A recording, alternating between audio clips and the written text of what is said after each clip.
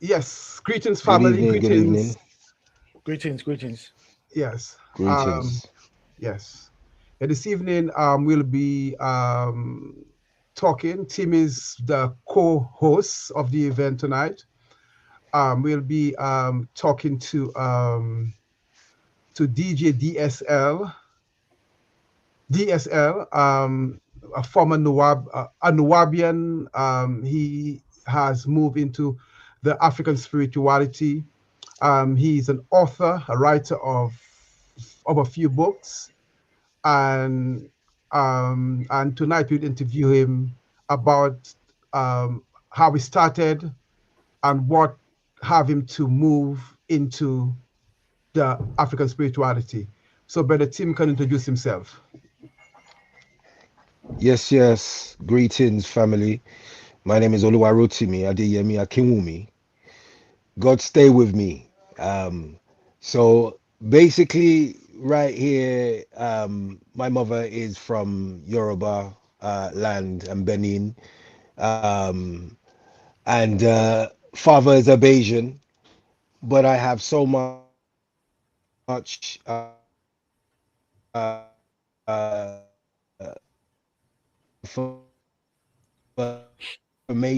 able to overstand and understand the whole to a certain extent the orishas, being able to meditate with the orishas as guidance,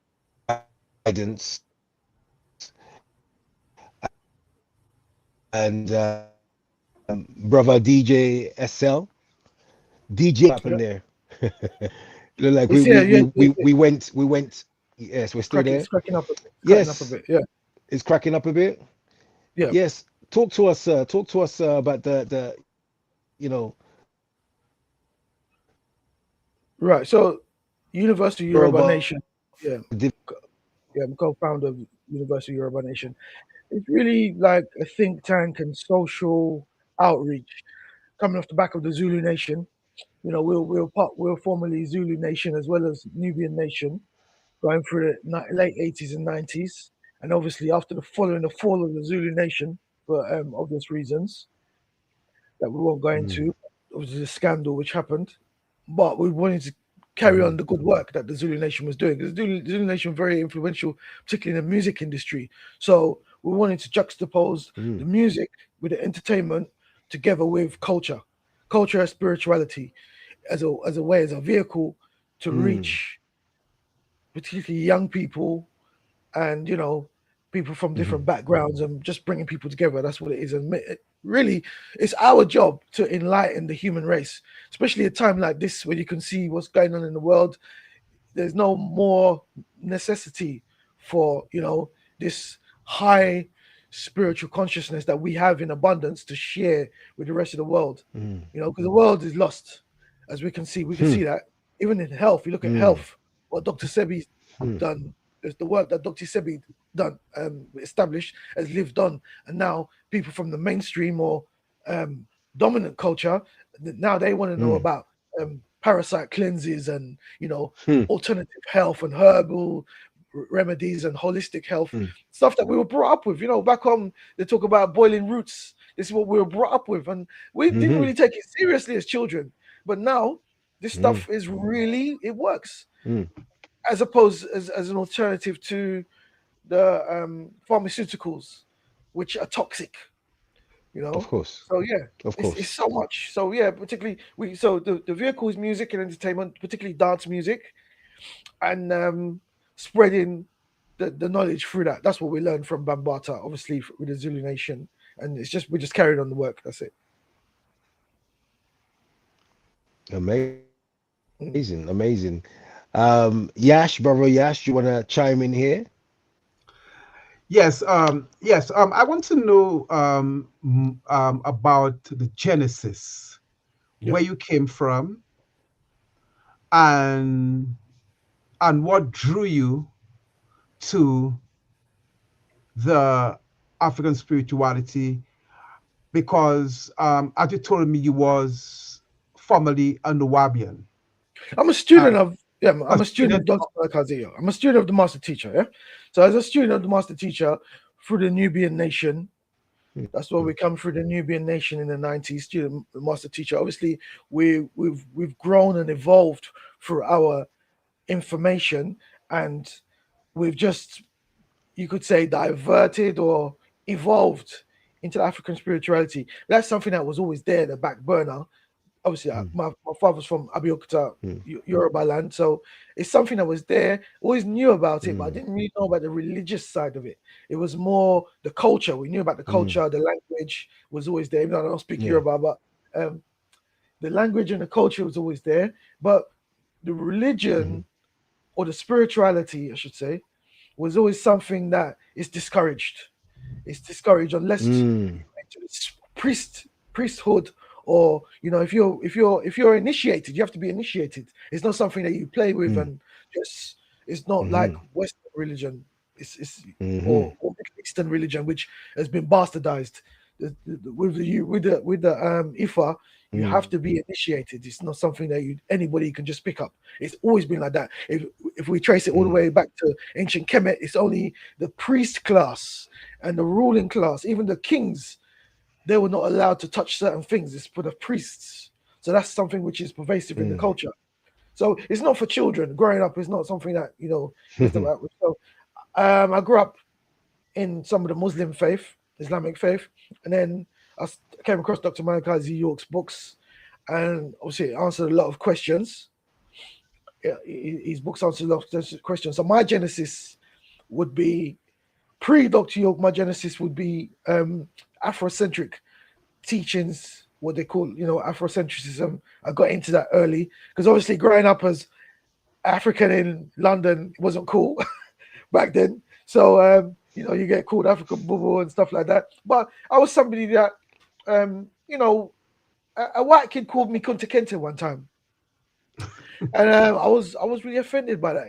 So for some reason I just went and started reading. I found out about I found a book very early called African Studies. I'm sure it's called African Studies by Maulana Karenga, and it had all the answers in there, to my questions about the Moors, about ancient Egypt, about some of the things that we had achieved.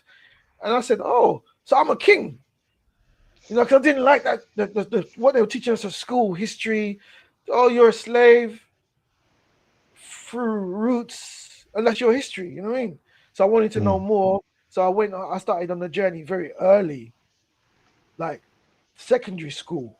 And I was telling my friends at school about, ancient Egypt and more. They're thinking, well, what's he talking about? So I got into it very early. When you say very early, you said you was at school. How old were you at the time? School. Like we're talking like 14. I was dabbling in books in Afrocentrism. So I started reading about, ancient Kemet, the Moors, particularly the Moors. I was fascinated with the Moors, coming from Islamic type of, childhood. They're conquerors. They conquered Spain, conquered Europe. Yeah. We want to be conquerors. We want to be, somebody important rather than just a downtrodden someone in chains. So that was my area of first area of interest, coming through Islam with with the Moors and stuff like that. Okay. So sorry, go on. No, and I was gonna say, and obviously the same path or similar path that Dr. York sort of took to get to where he was. Can you talk a little bit more about, for those who don't know about Dr. York, about who he was, what he stood for, and I don't want to say conspiracy theory, but the fact that the time that he got doesn't make sense. Can you talk about that? Well, Dr. Malachi York would be, you call him a multidisciplined scholar who he was very dominant in the areas of linguistics. He was a religious scholar that emerged in the 70s. So we found out about him through hip hop. That's how we discovered Dr. Malachi York, through hip hop, through the Nubian Nation and certain artists that were affiliated with the Nubian Nation, like Jazzo, who is the mentor of Jay-Z, and Gangstar, KMD. trying to think of more prominent names.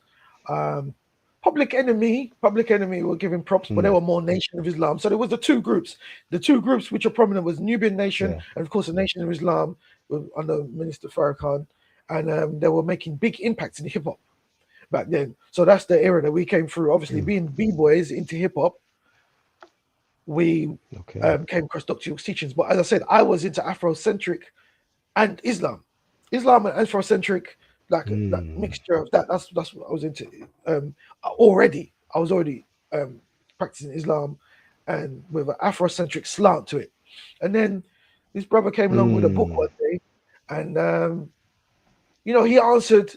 We had a debate because I was quite knowledgeable as a teenager. So we had a debate. I was about 18. So I had a debate with him, and I knew a lot. But this guy wiped the floor with me. He talking about the Caucasus Mountains, the mothership, stuff I'd never heard of, because I was more the conventional Afrocentric teachings. And he won the debate, wiped the floor. And then I was like, I want to know what you've been reading, because if you can do that to me, I want to know what you've been reading. This brother named Ali. So I want to know what you've been reading. He showed me this book. This guy, he said, this man, and he looked like an ancient type of mystic teacher. So I said, look, I want to read those books. So I started reading the books, and then he took me down to class, and that was it. That's like 88. So obviously I'm a hip hop DJ, hip hop b-boy, and I was a DJ at the time. So it was music. It was everything was to do with music, hip hop, culture. And then Dr. York's teachings, because Dr. York was very smart. What he did was he enrolled a lot of up-and-coming rappers into his organization by building a recording studio. So he built a recording studio at his headquarters in Bushwick, and a lot of rappers, up-and-coming rappers, would go to his studio, and they would record. They wanted to get into industry. So they would record in his studio, and then he would start to just give them some bits of information and start to introduce them to knowledge. And this is young Jay-Z, Jazz, what's the other one? A rapper who became known as MF Doom. Yeah, MF Doom started in the Nubian Nation as KMD. He was part of a group called KMD, and his brother passed away, and then he reinvented himself as MF Doom. So yeah, there's so many. It was like a fraternity, a music hip hop fraternity, DJ, rappers, just even Earth, Wind and Fire. Right, that's good.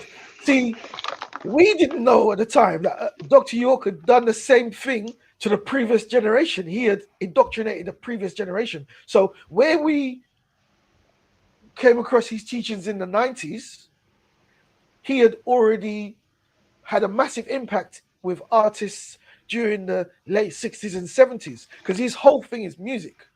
Because being a recording artist, he was a session musician with Philadelphia Records.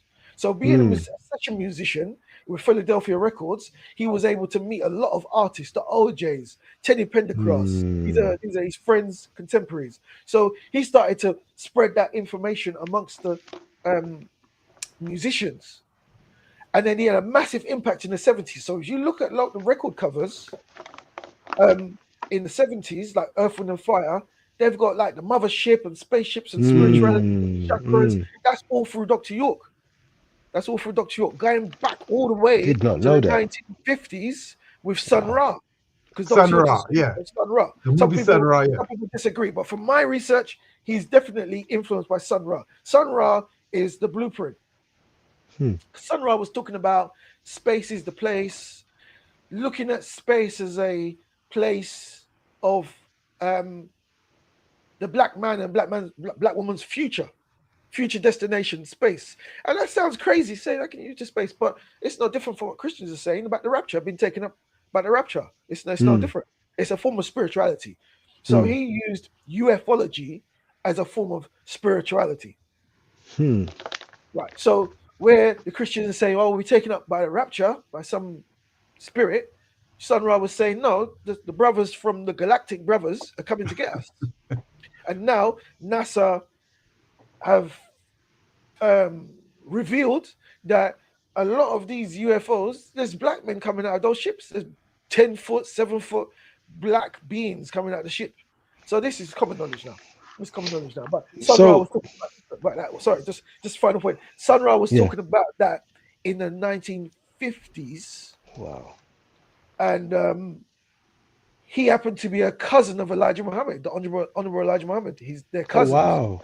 That's Oh right. wow. So this actually goes back to Elijah Muhammad's teachings with the mothership and the mother plane. You have to give credit where credit's due. So Elijah Muhammad was the first one to reveal that information about mothership and the mother plane through Farad Muhammad, and then like an unbroken, like a family link. It links through Elijah Muhammad, Sun Ra, and then Dr. York coming right through to Africa Bambata, Planet Rock. If you look at Planet Rock is Yes.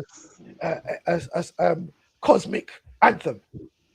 That's what it's about. It's really talking about space, outer space, and that's what Planet Rock is about. And we didn't know they were indoctrinating us through the music. Obviously, we weren't aware. When people dancing to Planet Rock in the clubs, they didn't realize that that's information going all the way back to Sun Ra. It's like a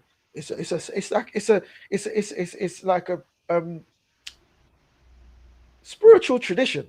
It's a spiritual tradition being passed through the music. Yeah. So would you say it was kind of like a spiritual, ritualistic sort of connection to ancient forefathers, sort of the way ancient Greeks would have just brought information by speaking, where it was done through music, and auditory sort of ways for us to embed it into our DNA, for us to understand, to get what the message is or was?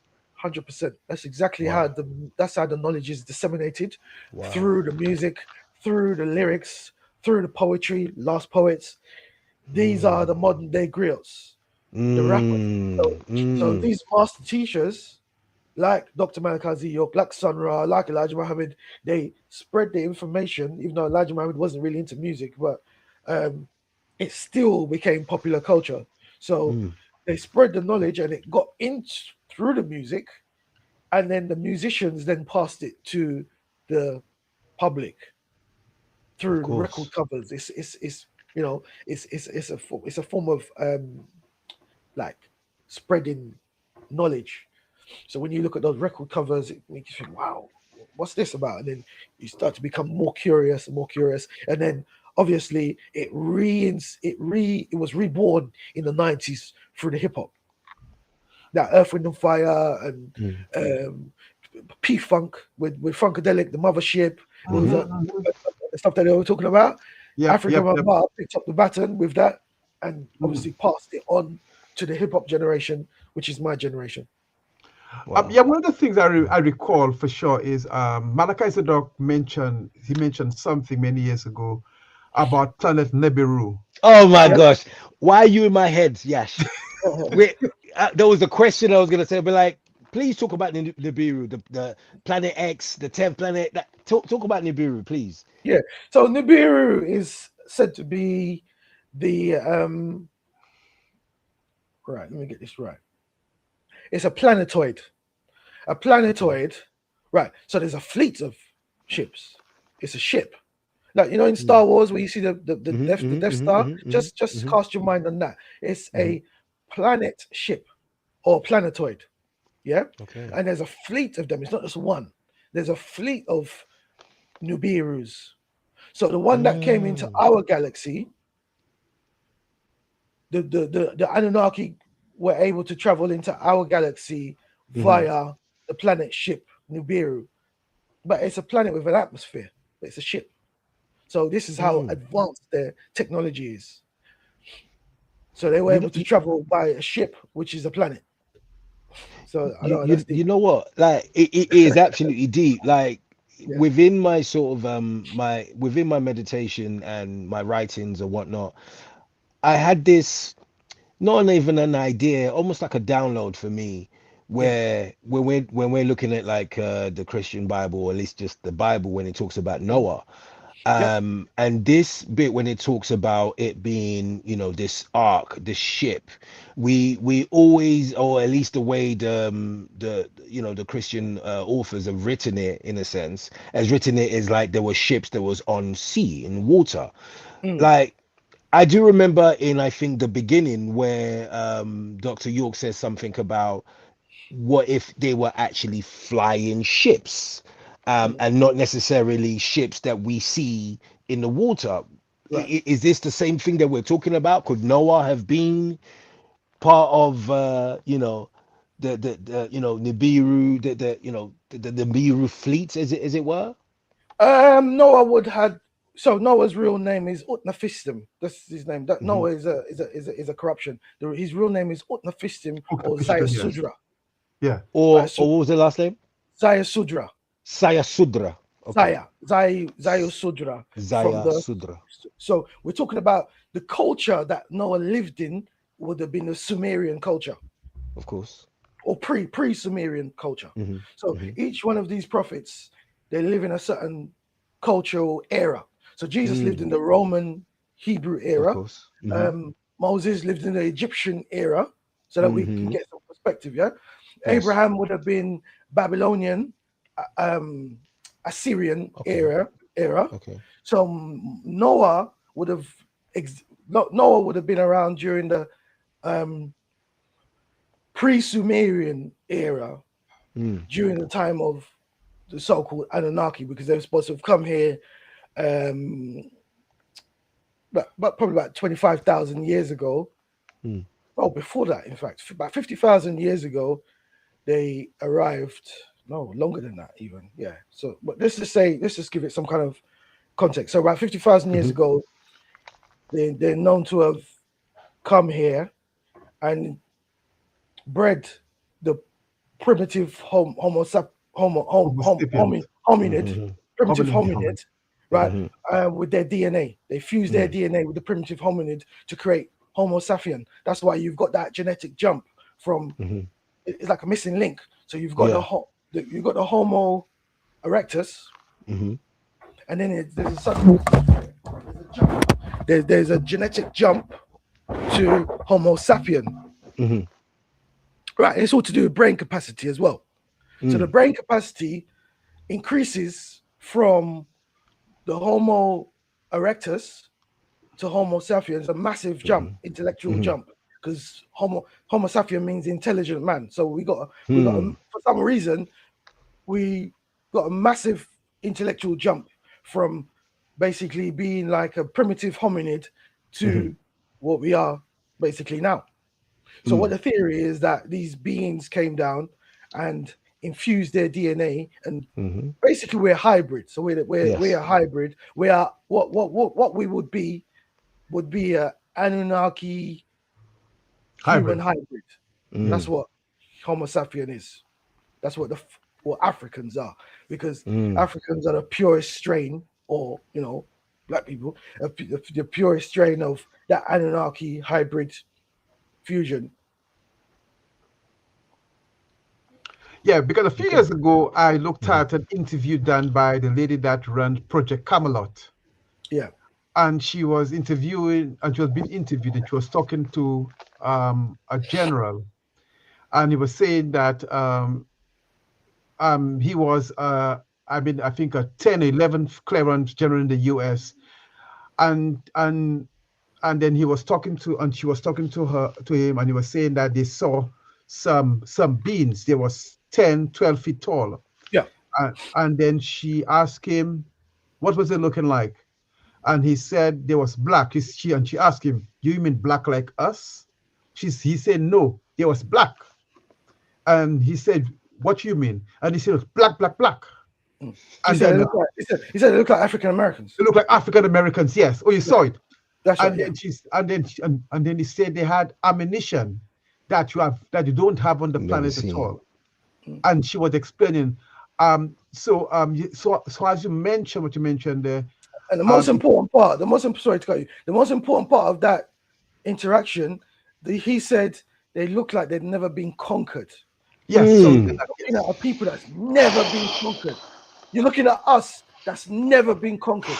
Oh my gosh. We can't even fathom that in this Fathom that. current time. They Oh. they look like, you know, the way the Nation of Islam brothers look, but these are a strand of beings of black people that's never been conquered.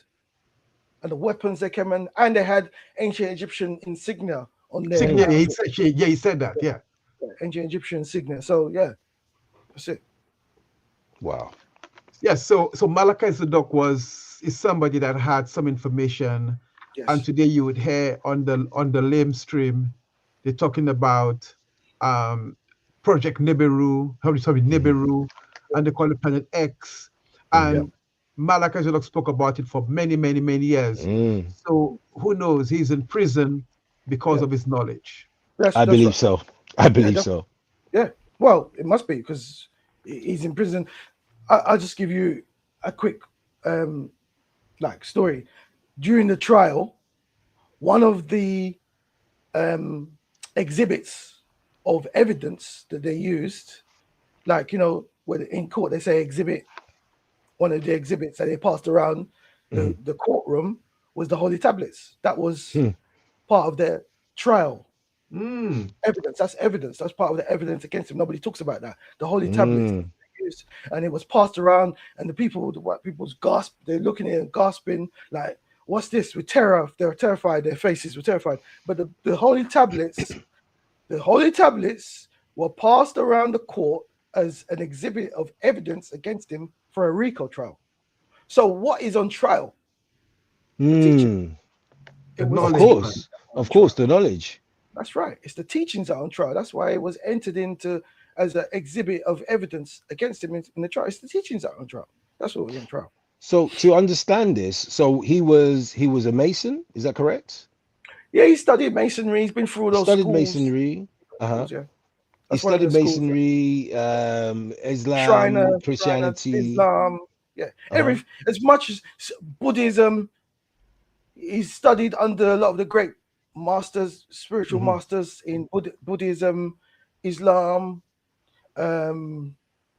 Sheikh Dawood was one of his teachers. He was a Sheikh Dawood Ahmed Faisal is you could say the founder of Islam in America. One of the earliest of Orthodox Islam in America. Through the Ahmadiyya, because the Ahmadiyya from Pakistan, the Ahmadiyya movement. Okay, he was an Ahmadiyya before he became an Ansar. No, Sheikh Dawood was never Ansar. Sheikh Dawood was an Ahmadiyya, a follower of the Ahmadiyya teachings. Okay. Through the Pakistanis, because the Pakistanis were the first to establish Islam in America. Well, they weren't the first. The Moors were first. But if we're talking about in the common era, the Ahmadiyya were the first to bring Islam to America. That's why a lot of scholars believe that Farad Muhammad was affiliated with the Ahmadiyya. In fact, there's strong evidence that he came from the Pakistani Persian region. There's strong evidence to suggest that's where he came from. If you look at his features and his phenotype, his phenotype and a lot of things that he described, it would be someone from that region. So the Ahmadiyya, for political reasons, they started to make inroads into American society through Black Americans. They started to teach Black Americans Islam. Because they thought that would be a good way that they could get a foothold in America. So a lot of the early Muslims in America, a lot of the early Muslim Black converts were Ahmadiyya, and Sheikh Dawood was one of those early Islamic teachers, and he's one of Dr. York's early teachers, because Dr. York's mother was a secretary and a follower of Sheikh Dawood for the Islamic Mission of America. And that's who Dr. York grew up. So a lot of people say, "Oh, Dr. York discovered Islam in prison." No, because Dr. York's got evidence to show that he was a student under the Islamic Mission of America as a child. He had his certificate of, that he's a member of that organization as a child. Wow. So Sheikh Dawood is a contemporary of Elijah Muhammad, to give it some timeline. So you've got Elijah Muhammad, who was also Ahmadiyya, because that's the first. So Farad was Farad Muhammad also an Ahmadiyya? More than likely, yeah, definitely. Because if you're looking at that time, it was only Ahmadiyya at the time. They didn't have the Saudi influence. So you could only learn Islam in America through the Pakistanis, the Ahmadiyya. Right. Okay. So Elijah Muhammad is an early student of the Ahmadiyya teachings. Wow. And his name was Bolan Bogan. Bolan, Boln, Bogan. That was his name under the Ahmadiyya teachings before he met Farad. He was a follower of the Ahmadiyya. Okay. And they don't talk about that. And he was a fellow student of the Ahmadiyya with Sheikh Dawood Ahmad Faisal. The only other group that was teaching a form of Islam at that time, we're talking about 1940s and 50s, 30s, 40s, and 50s, would have been the Moorish Science Temple, the Moors under Noble Drew Ali. Drew Ali, okay. Yeah, Drew Ali was teaching a form of Islam through the Moroccans, but it was mixed with different stuff like different esoteric teachings. Yeah, like esoteric teachings.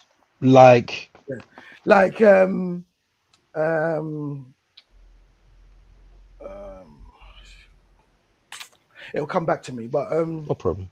Yeah, Rosicrucian. Rosicrucian. That's the Rosicrucians had a big influence on the early Moorish Science Temple under Noble Drew Ali. You mean Madame Blavatsky? Madame Blavatsky, but that's slightly different. But they're similar. They're very similar. So Madame Blavatsky was a Theosophical Society. Yes. She was teaching something called Theosophy, which is a combination of philosophy and theology. That's what she was teaching. Okay. Right. Interesting. So the Rosicrucian is very similar. It's very similar. It's all to do with Far Eastern teaching, because Europeans was obsessed with Far Eastern, because they were looking for, because remember the Europeans were during that time, they were looking for the origins of their culture, European culture.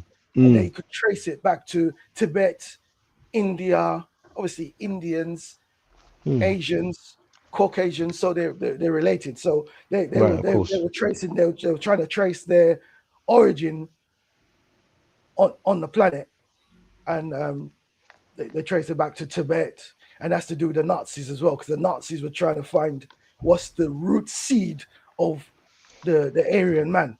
So the root of the Aryan would be in India.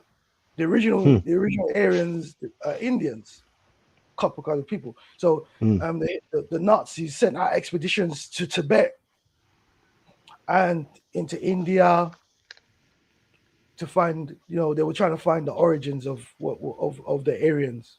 And Blavatsky is a massive influence on the Nazis as well. But that's going off. We're going off. So the Moorish Science Temple, they were doing their thing, and then you've got the Ahmadiyya, and then blacks started to convert to Ahmadiyya teachings, and then through that, Farad pops up, Master Farad Muhammad pops up, which a lot of scholars believe that he was Ahmadiyya, coming from the Pakistani, Iranian type of region of the world. And he's an immigrant to America. He was just an immigrant to America, a Muslim, but he came, he clashed with the law enforcement. He got into problems with the police over a woman, and he was sent to prison, and that's where he was radicalized in prison. He met Garveyites in prison. He met Moors in prison, and then he started to meet a lot of these black organizations in prison, San Quentin. And so when he came out, for some reason, he just decided to radicalize black people with a lot of the information that he had learned. Sorry, when you say radicalize, you mean open their eyes to the knowledge? Open their eyes, but also he wanted to open their eyes, but he wanted to weaponize them. He wanted to weaponize them. He wanted to in the knowledge of self, you mean? Yeah, as a form of revenge against the white system. Okay. Yeah, so he was teaching black people to weaponize them. He wanted to weaponize them and radicalize them because he was teaching that obviously the white man's the devil. That's what came from him. Because obviously the way he was treated, he wanted to get back at the system. So he used black people to do that. He weaponized the people that he came into contact with by teaching them the knowledge of self and stuff like that. Wow. So Dr. York come through the Moors. He also comes. He's also a student of the Moor Science Temple. But predominantly, he's a student of Sheikh Dawood Ahmed Faisal, who's regarded as the founder of Orthodox Islam in America. Okay. But through his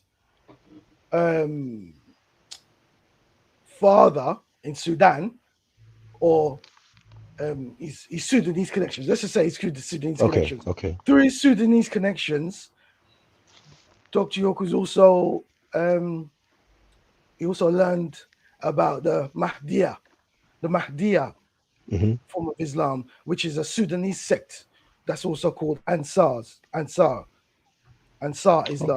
in Sudan. That's a sect of Islam in Sudan, Ansar Islam. So he had the Ansar Islamic teachings, or Mahdiya, and then the Ahmadiyya through Sheikh Dawood Orthodox, and then obviously being heavily influenced by the Nation of Islam as well, he decided to form his own organization, which would be a combination of the Nation of Islam, some influences from the Moorish Science Temple, and Orthodox Islam. Orthodox Islam, because Sunni Islam is Ansar Islam is very orthodox in the way they pray, but the only difference is they believe he's already come. So it's got similarities to Shia. You said they believe that the Mahdi is already come. Okay. The Mahdi, the expected, he's like a Christ in Islam. Yeah. The Ansars believe that he's already come in the form of Muhammad Ahmed. 1845 to 1885. So that sect, obviously, Dr. York fused the teachings from the Ansars of Sudan with the Nation of Islam and the teachings that he learned under Sheikh Dawood. He fused it together to form his own organization called the Nubian Nation, or Ansar Allah, in the 1960s, late 60s. Wow. Yeah, so that's obviously, I'm a student of the Nubian Nation coming through that, but that's my genesis. Yes, well, that's good.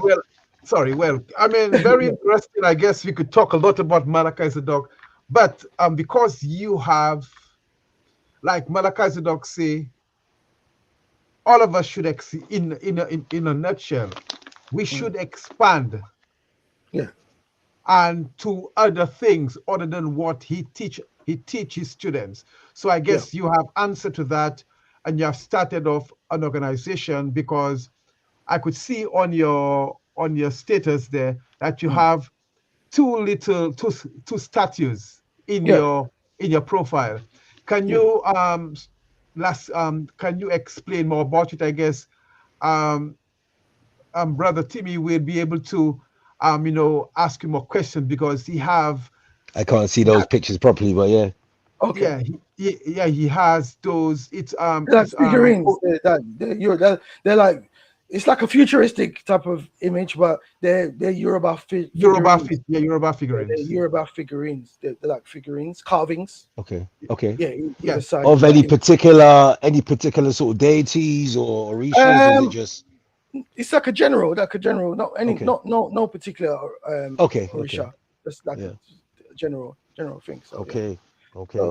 So as I said, coming through the Zulu Nation with African Mba, it's about, obviously, music and entertainment is a large part of it.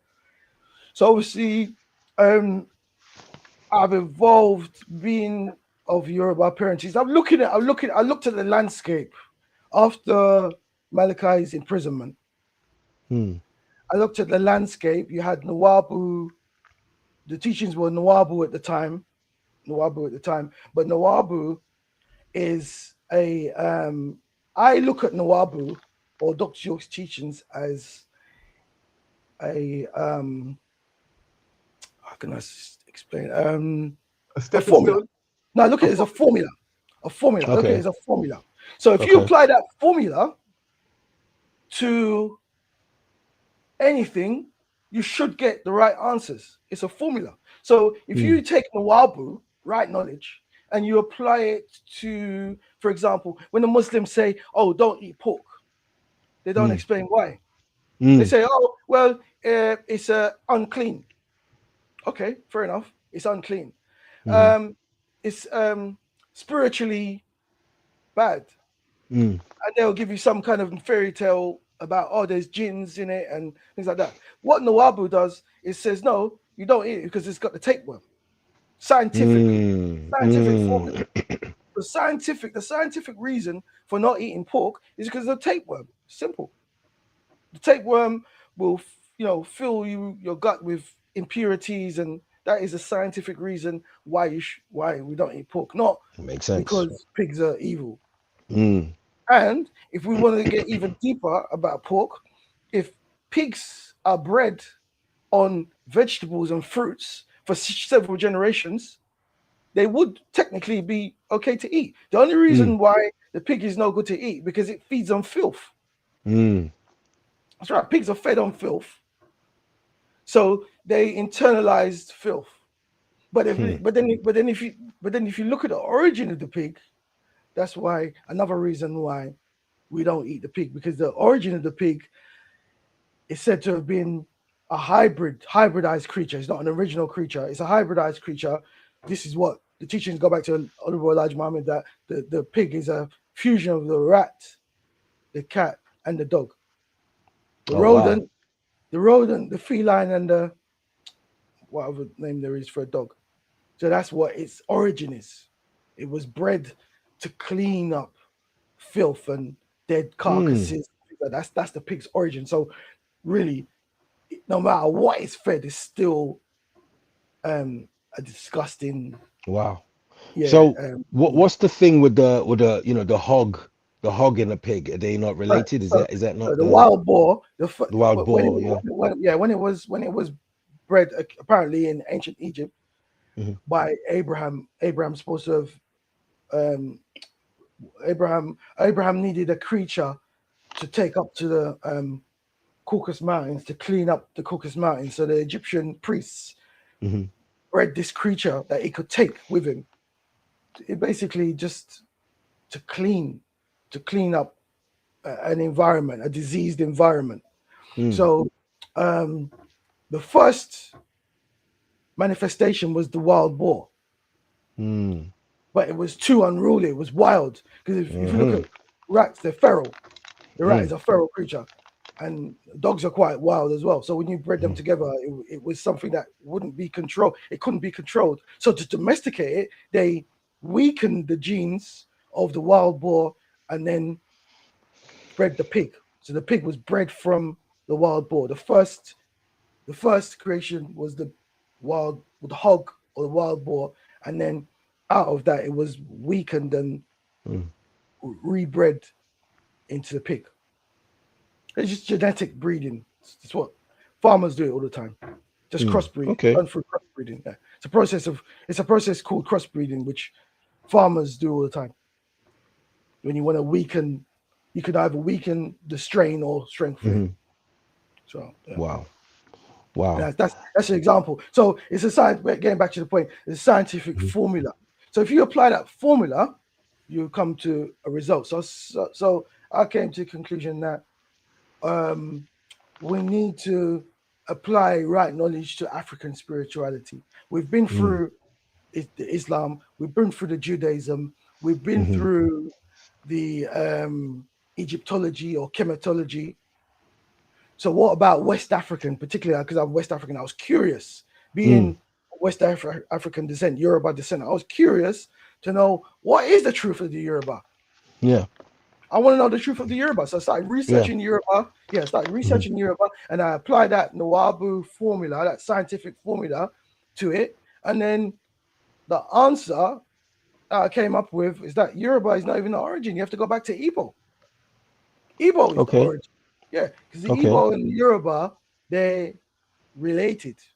Mm. They're related, but the origin of the Ifa, Mm-hmm. there's two strands. The origin of the Ifa goes back to ancient Kemet. Mm-hmm. In ancient Kemet, it's called Afa, AFA. Afa. Yeah, Afa. So, It was Afa, Afa. okay. Yeah, so it's pronounced as AFA. And what does Afa. it? And what does it mean? Just as a spiritual teachings, like Ma'at. When they say Ma'at, Yes. Right. yeah. Right. Right. So Because it when we say sounds it sounds similar to Afa, which is I believe in a Muslim term Afa, like the Imam almost. Alpha, Afa. that's Alpha, Alpha, that's Alpha. Alpha with an Yeah, L. Alpha, Okay. Alpha. Okay. Yeah. So Okay. A Hmm. Muslim cleric uh, Hmm. in Yoruba is Alpha, A L. Alpha. Yeah, like Mm. Alpha, Alpha, Mm. Alpha, Yeah. Yeah. like Yeah. alphabets. I Yeah, guess with the Alpha. pronunciation and the translation, it sounds like Alpha, It does sound and like it Alpha, dragged but the no, yeah Alpha. Okay. it's Alpha. Yeah. Okay. So Now, this is y- probably a curious question to ask you because obviously you said, you know, what I mean, with the Yoruba and the Igbo, or the Yoruba and the Igbo being related. yeah, Um, and they would even tell you that. I've made this connection between Igbo Mm. and Igbo, Hebrew, and Ijebu and Uh-huh. Hebrew. Uh-huh. Yes. Is that the connection that you mean? Yeah, Possibly? there are loads of connections. There are loads of connections. Yeah. People do say, even when we're growing up, they say Ijebus are like the black Jews because they're Mm. very, And then the very. Igbos are also the black Jews as well. So I That's see right. maybe this is the connection that makes sense. I've That's made right. that relation without knowing this knowledge. So that's That's right. interesting. That's right. That's right. And the word Hebrew comes from the Hmm. word Ibri. Mm. It comes from the word Mm. Ibri. Hmm. So there, there's definitely a connection there. There's definitely a Mm. connection there. But from my research, Hmm. um, the Hebrews is a misnomer because it all comes out of Africa. So when they say Yeah. that the Yoruba came from the Hebrew, no, it's the other way around. The Hebrew is a more recent thing that came out of Mm. us. Hmm. The Hebrews come out of what you would call Africa Mm. because Hebrew is part of the Afro-Asiatic linguistic group.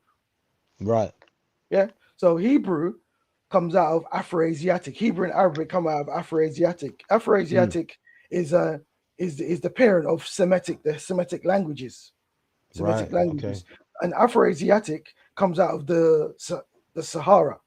When the Sahara Right. is green, you can trace it back to Yes. the Sahara Before. region. Yes. So that's Before the. the genesis of Hebrew is the Sahara, the green Sahara. And then Mm. if you go back further enough, we were all in Sahara during that region, during that time. Mm. And then when it started to dry up, some of us migrated south, Hmm. others migrated east into Kemet, others north. But you go back far enough, a lot of our genesis is in Came from Sahara. the green Sahara. In This is the Green pre-flood. Sarah, of Yeah, course, of course, of course. pre-flood, So, pre-flood do Sahara. we know the reason? Do we have information into why the Sahara turned dry?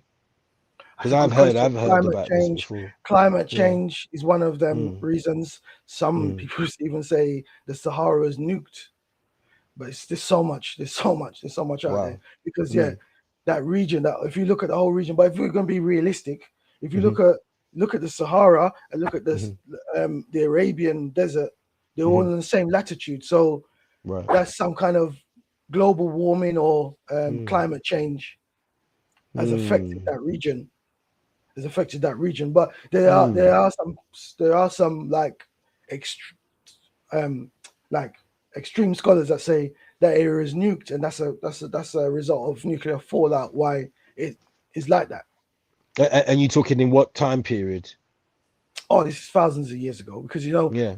nuclear weapons are nothing new. You go back to Yeah. Mohenjo-daro. This is evidence, Hmm. and also in the Sahara, there's areas of where the sand is petrified into glass, and Right. you need extreme temperatures, For that to happen. right, to turn sand So into glass.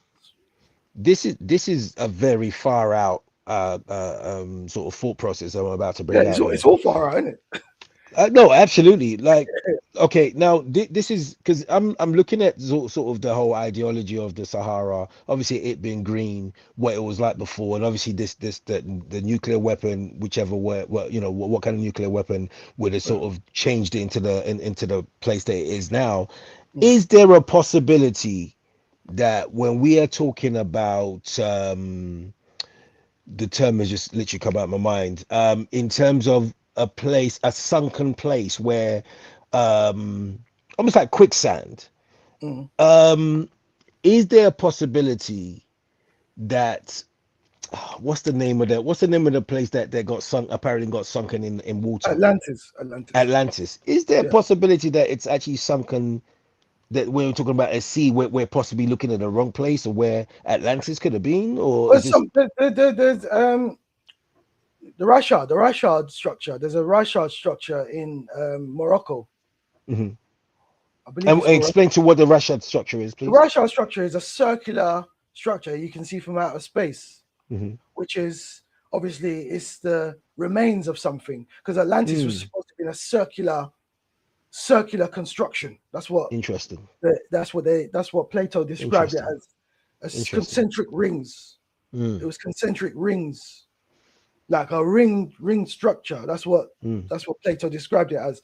And mm, some scholars say that the Rashad structure in northwest Africa, hmm. that is part in the Sahara Desert, there's a structure which is concentric circles, and some people believe that that was Atlantis once. So you can research that. Interesting. Right? It's called Rashad structure in Interesting. Africa, and a lot of people believe that that was Atlantis.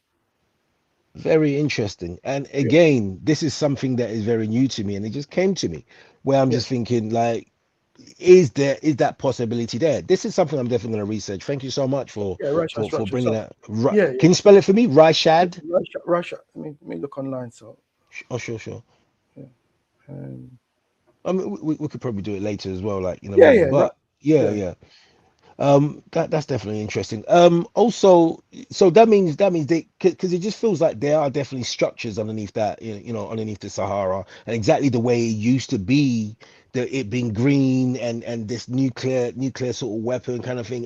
It's This is it's something that is it's very interesting. it's spelled RICHAT, RIC. like Rychat, RICHAT, like Rychat structure. One second. Mauritania. It's in Mauritania, not Morocco. RIC RICHAT. HAT. Yeah, Ratchet. in Ratchet Mauritania. structure. Yeah, it's in Mauritania. Mauritania. And some people Wow. believe that Look at that was that. Atlantis. Yeah, Look at that. some researchers believe that was Atlantis. But I'm under this understanding or overstanding that Atlantis was in the Atlantic Ocean. Ocean, Yeah, but further west in the Americas. That's what I'm right. on. That's from what I know. That's what I was under the sort of impression, Yeah. but at the same time, I just wanted to sort of ask that question if there is some Or sort of so also there's other scholars that say that Atlantis was a worldwide civilization. So it had many Atlantises. It wasn't just one. right. That's right. There are many structures. Like you say, for example, you might say the British Empire. So if you Yes, say the British Empire, it had colonies in all the over time the all over globe. the world. So Atlantis was Mm. a worldwide civilization which would have had colonies in different parts of the globe. But that's the most logical Then answer to it. then that kind of makes me think, okay, if it has so many sort of structures or sort of parts of it, Hmm. we are the children of Atlantis that's been displaced all Absolutely, over the absolutely, world. Mm. absolutely. Because in the Okay, Emerald makes tablets, sense. whether it's real or not, some people say it's Hmm. fake, but in the Emerald tablets, the god Tahuti says he describes the sinking of Atlantis Hmm. when it was overcome by the waves, Hmm. and he talks about traveling in a flying craft, Hmm. leaving Atlantis and traveling east to the land of Ham. Hmm.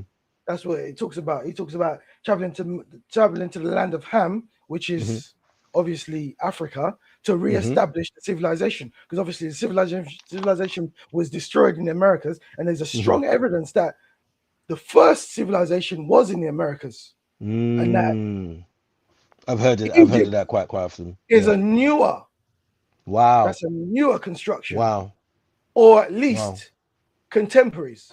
I would Mm. like to believe that they were contemporaries. They existed at the same time. Because if you look at the map, Africa and America, they joined together. They're the last Of to course. separate. So Of course. you're probably talking about an African American civilization, for Mm. lack of a better word, which encompassed parts of the Americas and parts of the African continent. But the majority of pyramids are in the Americas.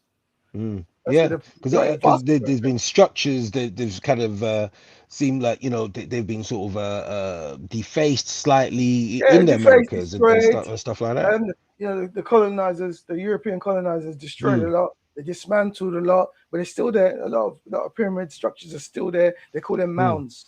They call them Native American mounds. But for lack of a better word, they're pyramids. So we know that the Clovis, like for example, there's a pyramid civilization which existed pre-Columbian or pre-Columbus. So there are pyramid civilizations in America. That's a known fact amongst Native Americans. So now, let's attempt to bring it back to in terms of the Igbos and the Hebrews and the Ijebus or Jebus. Like there is a term, or there was a writing, and I can't remember who the author was, that talked about Ijebu. Like Jebu is Jebusale, and Jebusale means the Jebu, the lower Jebu, which is Jebusale is bottom, and Jerusalem are very, very similar. Is there a possibility that there is, where we've been looking at, to where Jerusalem is and to where this particular Jerusalem, the question, I think the question just lost me there, but I don't know if you've heard of this place, Jebu, because if you're my mother's from Ijebu, and I think if you're someone who is an Ijebu Day, so if you're someone that is Ijebu, you wouldn't call yourself Ijebu. There's a possibility that you would have just called yourself Jebu, Jebusale, Jebusale, Jerusalem. I don't know. Maybe it's a far stretch, but I've heard. Linguistics is an area which I'd like to dabble in. I've always loved linguistics. That's an area that I've always been interested in. So if you look at a lot of the languages, obviously we're first. We're first. So we named everything first, and we gave birth to everything. So a lot of these terminologies like Hebrew, Jerusalem, I don't really put much emphasis. I don't put much importance on them, because these are just things which were born out of our languages and our culture. So they came out of us. It's something that came out of us. So it's possible that the word Jerusalem, I never heard that before, but it's possible that the term Jerusalem came out of Ijebu. That's possible, because we're the first languages, and it all comes from us. So people put too much, not saying you, but people put too much importance on Middle Eastern terms, things, cultures, when they're just children of African, of us. Because look at Abelkuta. Before I forget, Abelkuta is under the rock. Right. Abeokuta, under the rock. Those little things like that. And then when you visit these places in Abelkuta or in Ogun State, when you visit these places, you see and you feel the spirituality, the essence of these places that just feels like modern, Western society just don't want us to kind of look back there. And if this is possibly the reason why they've just given us, all these other religions, that's and right, getting us to kind of look into ourselves. You hit the nail on the head. No, they don't want nothing to do with African spirituality. Everyone's scared of it. They jump over it like it's a hurdle race. Everyone wants to avoid African spirituality. Yoruba should be regarded as one of the world's great religions. If you look at how many practitioners, or at least people, because it's an ethno-religious. It's an ethno-religious. Explain culture. that. What's an ethno-religion culture? So there's ethnicity, as well as culture, as well as religion, as well as language. There's only very few of them. Hebrew is one of them. The Jews are one. whichever Jews you're talking about. The Mhm, Jews mhm, are a religion, they're a mhm. culture, they're And a they're people. nationality, they're a Mm, language. And so the Hindu, mm, it's very few groups mm, have a language, a culture, a religion, mhm, all in one. Yoruba mm, is all of that. It's mm, an ethnic group, it's a religion, it's a culture. Yeah, it's not mm. regarded as one. If you look how many people are Yorubas on the planet, of Right? Yoruba ethnicity on the planet, it should be one of the world's great religions. There's more of us than Jews, but you know, we're not regarded as anything. I was always wonder Mm, why, in the schools they don't promote it or anything. And even amongst the Yoruba, I was trying to mm, find out. I went to a symposium, a Yoruba symposium during my studies, and mhm, there were some scholars on the panel and everything. I said to them, "What's the Yoruba religion? What's?" He said, "Oh, it's Ifa." I said, "Okay, good." mm, But what's the mhm, book? Is there a book? Is there a Bible? The Hebrews have the Torah, the Muslims have the Quran, the mm. um, the Sumerians have the Atrahasis, the everybody's got their own book, and Well, the The Jews Hindus have have the the Torah. the mhm. Arabs have the Quran, The the Jews have Hindus the have the Torah. Bhagavad. Yeah, That's right. yeah. The Hindus have the Bhagavad Gita. Bhagavad What's Gita, ours? yeah. Mm. What's I mean, ours? Ours. ours sounds like it's just auditory. And I think this is why I can't talk about, the griots, the ancient griots. Like in terms of slavery, I wonder if it's, the people that would have gone from place to place that, that would have kind of like, almost like the town crier. I think is the easiest way to say it to some other viewers that they don't understand, the whole ancient griots kind of thing, where they would have kept all the information of instead of written it down is auditory, because when it's written down it's a different thing in terms of trying to pronounce it and whatnot.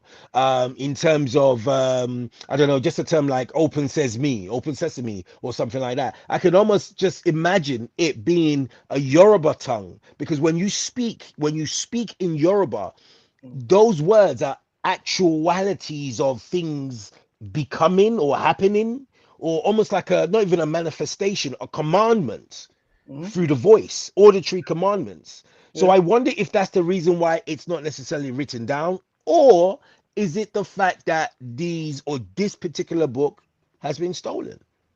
No, If but it there has was a written. book, It is written down. where, It is written Sorry, down in the books. sorry. It is written down, and it does have a name, but Okay. in its pure form, you're Uh-huh. 100% correct. In its pure form, Hmm. it is.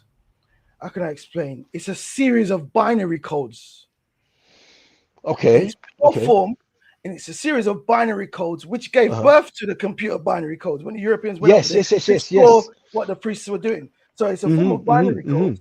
So in its Even pure form, it's a pure form of binary, but Mm-hmm. it does have a name. Its name is Odu Ifa.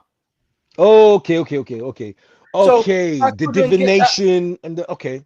divination right. Uh-huh. Beautiful. Yeah. It's a Yeah. book of divination Mm. in its book form. So we have to manifest something, yeah. In its book form, it's a book of divination, but the practice is divination, yeah. Right. Mm. Mm-hmm. So I was trying to get that out of them, and they were back and forth and back and forth and back and forth, back and forth. I said, and they said, that's all do, Ifa. I said, okay, Mm. what's that? He said, no, no, no, no, no, that's devilish. That's devil worship. Mm. So you see, um, Yeah. again, we demean our own selves and our own culture. He tried to dissuade me. I said, okay, Yeah. fine, cool. If it's devilishment, I want to know where it is. Where Yeah. can I find it? So Yeah. from doing my research and people trying to dissuade me, I finally stumbled across it. You can buy it on Amazon. It's called Odu Ifa. I put Mm. out an edition myself. We put out an edition ourselves of it be- Mm. for yeah, because beginners. because even a guy, an American scientist named Dr. Iyebu, Mhm, he used the same numeral numerology mhm, to show an aspect of God based upon the ether mhm, system because he's from Nigeria. mhm. And if you look at Dr. Iyebu writings or what he's teaching, he was able to show how creation started, what they Right. call the Big Bang, Good. numerically. and he That's has right. solved many problems in America. So he now is the great doctor, but you hardly hear about him because he is one of the Yeah. people coming from the That, teachings that's a of good point. Ubud. That's a good point because when I started studying it, I saw that in the Odu Ifa, it talks about pre-darkness, the existence before Before darkness. It darkness, talks yes. about Oludumare created. Oludumare created the existence for darkness to exist. The conditions. He created the conditions for darkness to exist before the light. So where Genesis says, "Let there be light," the Odu Ifa goes pre that. Yeah. Talks about that existence There which was. exists before the darkness. Mm. That's what the Odu Ifa. So Odu Ifa starts off talking about in the beginning. The conditions were created for darkness, for the darkness to exist, and as the brother said, it's very tonal. The language is tonal. So when my thing is all about finding a correlation. That's my Yeah. I'm all about Absolutely. finding a correlation. So when Absolutely. in Genesis it says be sorry, in Genesis it says in the no in the New Testament it says in the beginning was the Word. Yeah. Mm-hmm. Right. So This is the bit. That's the this bit. in Yeah. the New Testament, it talks about in the book of John, I believe. In the beginning was the Word. It's all to do with tones. It's all to do with tones. That's First John. Right. It's all about tones. So the universe was spoken into existence. That creation Yes. spoken into existence with tones and sound frequencies. It's sound frequencies because when you talk, it's a frequency that comes out of your mouth. Absolutely. Right. So and Yoruba language is very tonal. It's very tonal. Absolutely. It's all about tones. So Absolutely. it was a frequency that created put the universe into existence through a sound frequency. The Big Bang. It's a sound frequency. Yeah. And then you go to the Quran. It says kun fire kun be, Yeah. and it exists. Let it be. So that matches up with the Quran, matches up with the New Testament, and Genesis talks about let there be light. Again, that's an action of let there be light, where the Creator is spoken. Right. Let there be light. So now this is where I believe, and although if it matches up with that, it matches up perfectly with that. oh my gosh. So you can go and pick up the Odu Ifa. You can pick up the Odu Ifa other translations of it, but most people wouldn't understand it. So we put out a version of it for beginners to break it down for them and match it up with the Bible, match it up with the Quran, match it up with the Sumerian tablets to show that if you use that Nuwapu scientific formula, everything should line up. There should be a correlation through everything. There should be a correlation through everything. Even what was the name of your book? What was the name of the book that you said you put out, and so I can find it straight away? Odu UD. Sorry. ODU. Ifa book. Yeah, Odu Ifa. If you put in Odu Ifa on Amazon. There's many on there. Which one's your specific our one's a green cover. It's a green cover with a cover. Star and upright crescent on it. It should be is it green and yellow? Green. Oh no. Odu Ifa with the Universal Yoruba Nation. Universal Yoruba Nation edition of the Odu Ifa. It's our own edition that we put out. It's for beginners though. It's for beginners. Okay. Yeah. No, that's not it. Also, I want to get this book. I want to get this book. I'll send you the link. Please send me the link. Send a link. Send the link. Yeah. Because this is why it's so important for this book to be out here, because of the auditory of who we are in terms of the melanated people. When we speak things happen. Like this is just connecting me to so much of not just us, anybody. Not just us. No, anybody. absolutely. When you talk, you're casting spells. That's what they call it. Spellings. No, yeah. Of course, we're casting spells when we speak in English, but when we're speaking Yoruba, it's a different kind of thing. Oh, it's more powerful. It's just more powerful. It's more powerful. Absolutely, it's more powerful. Yeah. So this is that's why. Yeah, go on. So that's why language is the key. Everything, it's all about language. Language is the key to And that's everything. why it's been stolen from us. Oh, of course. And it's not in. That's the link. Could it be possible that we using a language like you talked about a while ago, where you have casting spells, and we're looking at a book written in a language, in a code called English, like for example the Bible? How effective that would be when we go through those books that was written to keep us vibrating at a low vibrational frequency, compared to the Old Ufa book that you have rewritten for us to get to reconnect, to make our words become a manifestation of our reality. Well, 100%. It's not even about the book. It's about the language. The language. English keeps us at a lower vibrational state. English keeps us imprisoned almost. It keeps our minds in prison. That's why when if English is your first language, it's hard for you to learn anything else, because it's a spell. English is really the devil's language, because if you look at how like spells are cast and through the literature, like Shakespeare and things like that, it's Shakespeare's name's in the Bible, in the Book of Psalms. They put it in the New Testament, in the Psalm 46. King James. That's it. So Psalm 46, yeah. English language is a language of witchcraft. And to prove that, King James, the other book that he authored was a book on demology. The King James Bible and demology, to show that there are two sides of the coin. There's two sides of the coin. The English translation of the Bible is the flip side of the coin of demology. So the book that you were talking about, is that the one edited by Olusoji Lapite? Yeah, that's it. That's our edition that we put out. That's our edition that we put out. That's one of the books you put out. How many books you'll have written? We've put out 20 titles. We've put out 20 titles so far. Yeah, our organization's put out 20 titles. So we put that out. That's for beginners. And a lot of people disagree with it. How are you comparing it to Kemet? Yoruba has nothing to do with Egypt. But the reason we're doing it is to find a correlation. We're trying to find a connection to our people. We're trying to find a culture. We're trying to find a connection, to find our way home. We're trying to find a connection. Absolutely. And Kemet was the height of our civilization, the height of it, and obviously it fragmented into little bits. Obviously, there's something before Kemet.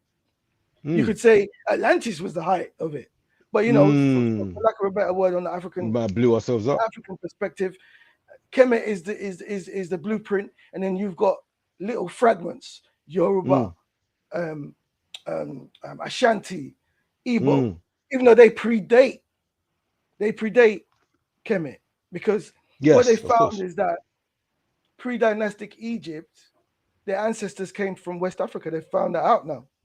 Look at that. They found that out now. And if we're going by the Bible again, the Bible is very important. If you understand it, the Bible talks about Egypt descends from Mitzrayim. Yeah, Mitzrayim. An individual named Mitzrayim, or a culture named Mitzrayim. The Arab word for Egypt is Misra. Misra. And what does it mean? Misra. Right. Misra means Mitzrayim. Is an Arabic pronunciation of the word Mitzrayim. Mitzrayim is the Hebrew word for the progenitor of the Egyptian civilization. Right. Mitzrayim. Mitzrayim is one of the sons of Ham. Right. Yeah, Ham in the Bible. So Ham, according to the Bible, is the progenitor as far as grandfather of the ancient Egyptians. Is Ham. The ancient Egyptians, according to the Bible, it's when you spoke about earlier, the land of Ham. That's right. They descended from Ham, the individual Ham, or culture. Because a lot of these people in the Bible, they're not just people; they're cultures. A culture, yeah. So when they mention the one person, they're actually talking about a whole culture. It's not that's right. It's a whole culture. So when it says Ham, it's a whole culture, even a civilization. When it says Kush, It talks about one person, Cush in the Kushites. Bible, that's a civilization, Cushites. Yeah. When it talks about Ashur as an individual, that's the Mhm. Assyrians. It's Mm. all cultures. Yeah. When it talks about Nimrod, that's the Akkadians. These are civilizations. These are whole entire cultures. When it talks about Elam, that's the Elamites. So these are whole cultures. Because obviously it might start with one individual, but that individual obviously gets married and has children and gives birth to a tribe. It starts off as one. So like you get married, your children become a tribe. Back in those days, they had like 10 children. You know, each person had 10, 20 children. So they become tribes within themselves. So they Interesting. carry that name. They carry that name. Yeah. So like Yoruba is a federation of different tribes.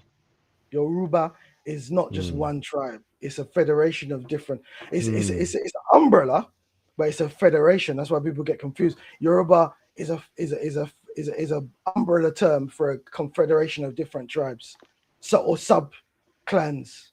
Ijebu, Egba, the people from Oyo. Oyo, yeah. So it's different clans and sub tribes under the umbrella, all speaking the one language but different dialects of the language of Yoruba. Right. So it's like say Anglo-Saxon. So Anglo-Saxon, English, and within the English you've got people from Liverpool, Birmingham, Manchester. They're all English, but they speak different dialects of English. So when the guy from Liverpool speaking, you can't even understand. You don't think it's even English. You know, so that's the same as Yoruba. And you speak the language. There's different dialects. There's different dialects. Absolutely.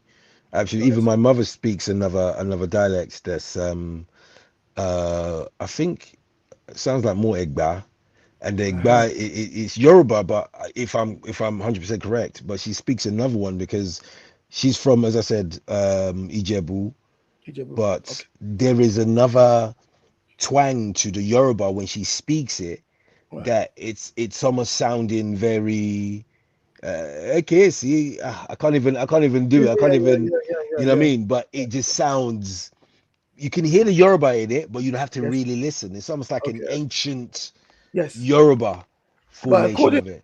according to Ijebu scholars, the Ijebu migrated from Sudan. That's in another book we put out called The Yoruba. We put out a book called The Yoruba. I'll send you the link. Yes, please. We put out a book called The Yoruba. That's history. That's more to do with the history, and the audio Ifa is the spirituality. So in our book, the Yoruba, it talks about the Ijebu clan, or because remember it's a clan, the Ijebu clan, according to their scholars and ancient elders, according to their elders, they claim to have migrated from the east, Sudan, or even Egypt. Some say they migrated from Egypt. Of course, Egypt, I mean, exactly. Egypt came from Sudan. That's right. Egypt come out of the Nubia, the Kushites, right? So Kush and Nubia, they're all related, But Egypt was always under attack by foreigners from the north, the Persians, the Assyrians, and obviously Greeks, Romans. It's always under attack. So we just want to be left alone as people. So we migrated further west to somewhere where we be left alone. And that's how you have us in West Africa. And then you've got the indigens, people that were already there. Because according to the people of Ile-Ife, Ile-Ife was established by Oduduwa, who came from somewhere. They came from where? According to the Yoruba history and the chroniclers, Oduduwa came from somewhere. He came from, some say he came from the east, and he established Ile-Ife. So what was there before? Exactly. And then you got the story of Queen Moremi. You know Queen Moremi? Moremi, yes. I was actually acted in one of the. Hey, right? Yeah, so you're teaching me. Come. Yeah, according you teach me the language as well. According to the tradition, when the Yorubas were setting up Ile-Ife as a colony, they met people already there that they called the bush people or Igbo people of the bush. Igbo, oh my God! So, oh my days. So the thing is, it's just like all this time. So you're talking about the Igbo people. Igbo, that's who they Yeah, encountered. Igbo, They the encountered people people that from are the already there. bush. People Wow. from the bush. Do People you know what? that's what we call Igbo. People from the bush. That's what we describe Igbo? them as. People. They were people that were No there freaking way. because Ile Ife came. So they established Ile Ife at some Mm-hmm. point. Mm-hmm. But the people they met, they had to fight them. They were fighting them, harassing them, and that's how you get the Mm. story of Queen Moremi. She married the king of of the Igbos, and she Igbo, found out the Igbo. secrets how to conquer them because they had some kind of armor that couldn't be Mm. penetrated. Yeah, So yeah, she yeah. found out the secret. That's research a story of Queen Moremi. It's all in the book. Yeah. So the people that are already there is that it's a derogatory term, like bush Oh people, that they were wow. backward. Yeah, You because see, literally, it's a like derogatory term. all this time, I Mm, just thought the Igbo word, as in Igbo, was because right, that's almost like the English version of it, like almost civilized Igbo, but it's right. Igbo, Igbo, as right. in Igbo, bush, right. bush. People in Ah. the bush. But if you speak to the Igbos, they've got Hmm. their own meaning for it. Story of okay. Right. So I wonder So if they if you call speak to themselves something else. they call themselves Ndibo, Ndibo. And what does that mean? Ndibo. That's how they pronounce Indibo. it. The people. Okay. That's what it means. They describes that's what it describes as themselves as the people or the first people. Mm. First people. But if you speak to scholars, they say that Oduduwa Mm-hmm. is the father of the Yoruba and Mm-hmm. um what's the other deity? Obatala is the Obatala, father yes. of the Obatala is the father of the Igbos. Really? Yeah, that's what the tradition Okay. is. That Okay. Oduduwa is our progenitor. Yeah, Mm-hmm. right. He's the father of the Yoruba. That's accepted. Yeah, Mm. but the tradition is that Obatala had his own children, Mm-hmm. which became the Igbos. Right. Because we all regard ourselves as children of the gods. That's another Of thing about course. African spirituality. Olodumare. Aha. So Mm. we're children of the gods. If you go to Mm-hmm. the Zulu, Mm-hmm. Amazulu means children of the sky people. In our tradition, it always comes from someone came from somewhere and gave birth to us, or our Yeah. fathers came from the skies, which takes you back to Mm. Anunnaki. That Yeah, takes I you was back just to the gonna say that. I Anunnaki was gonna story say where that. Yeah. it was that's Makes right, where sense. beings came down and bred us. So that tradition still exists. What you call Mm. ufology, that's in the African Mm. tradition because Mm. um Oduduwa came down. It's always about coming down. And you go to Mm. Genesis, it talks about the sons of God came down, Yeah. Yeah. And if you fallen look at angels. even Credo Mutwa from South Africa say the same thing in Absolutely. their That's what the in their African tradition. spirituality. That's right. That's right. Mm. So from my research, it's just for these are fallen angels. These are Mm. fallen angels, for lack of a better word, Mm. who they had a disagreement Mm-hmm. in their place and they came Mm-hmm. to Earth, they colonized Earth. Earth, yeah. Angels, these are angels. So Elohim this in is Hebrew. Elohim. Elohim. Uh-huh. Hmm. But if you say And the, Elo, uh-huh. the word Elodimare. So there's connections with the language.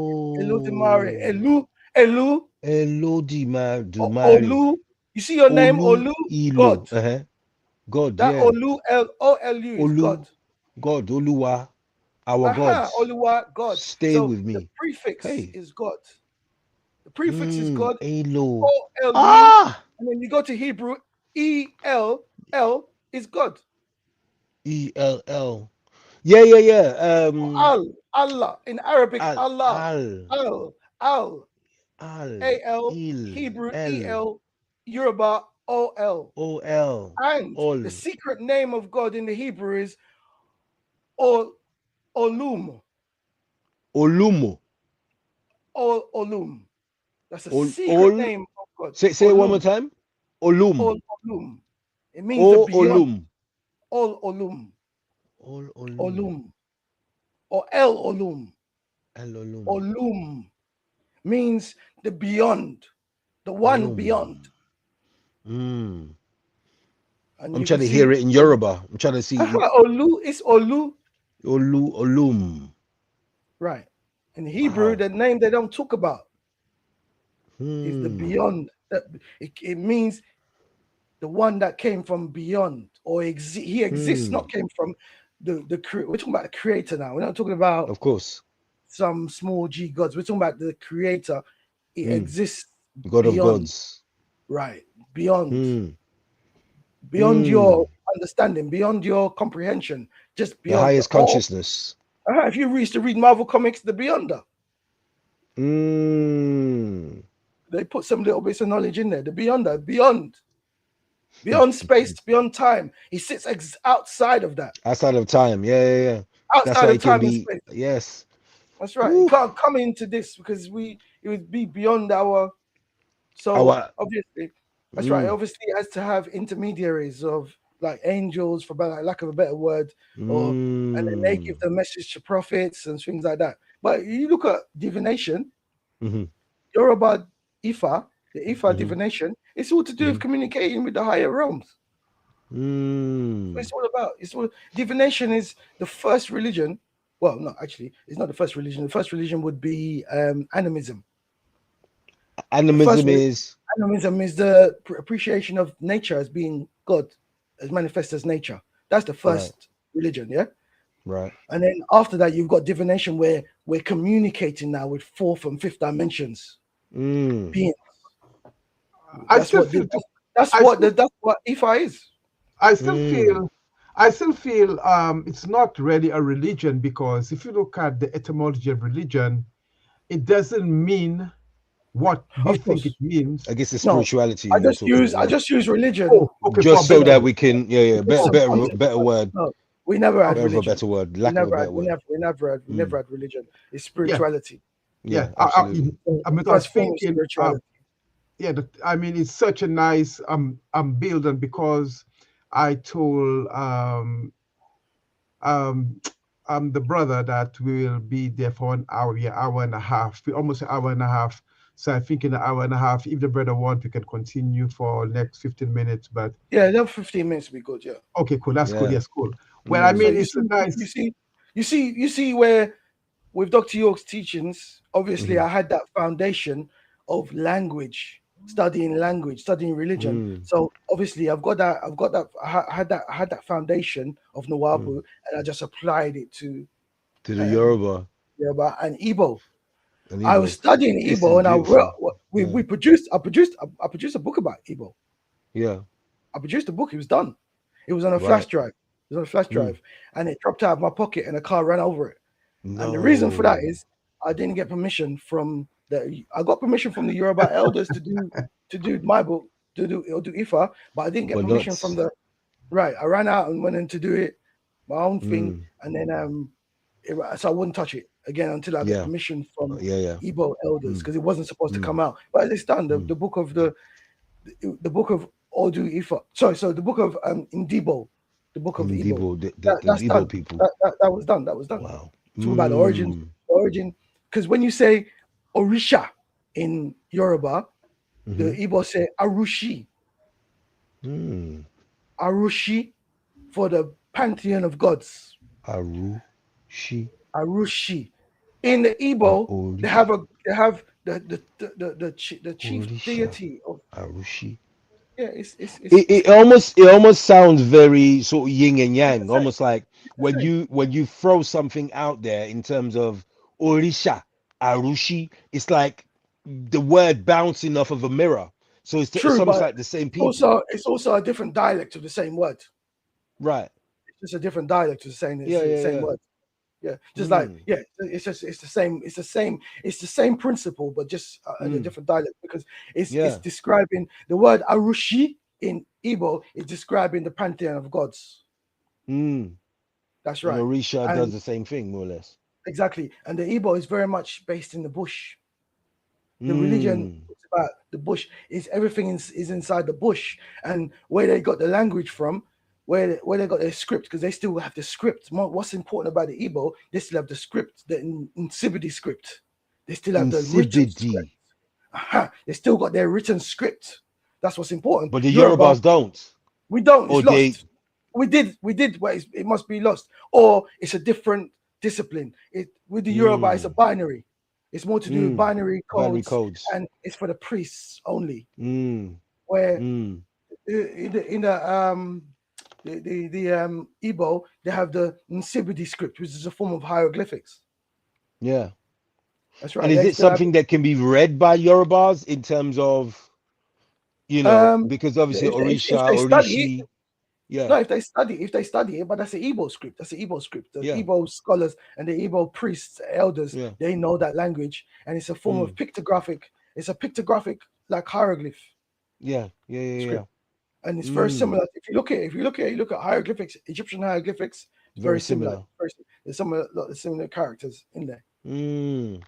Yeah. So and the tradition is that people take a mushroom and they go into a trance, and then they can communicate with the higher realms of existence, higher realms of consciousness.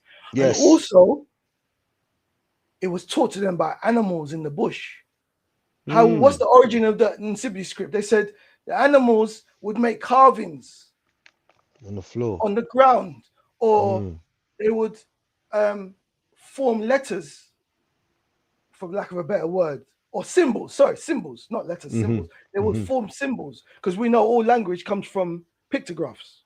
All language evolves from pictographs. All written languages evolve from pictographs. So the pictograms come from symbols, and the animals would form certain symbols. The guys would go into a trance, and the animals would form symbols, and that's how the language was formed. Through the animals. The animals communicated with humans, and that's how we got the language. So what you're saying to me in a sense is with what's the term of the magic mushroom? What's the real term of magic mushroom? The term that I can't remember the term, but there's a term that they use.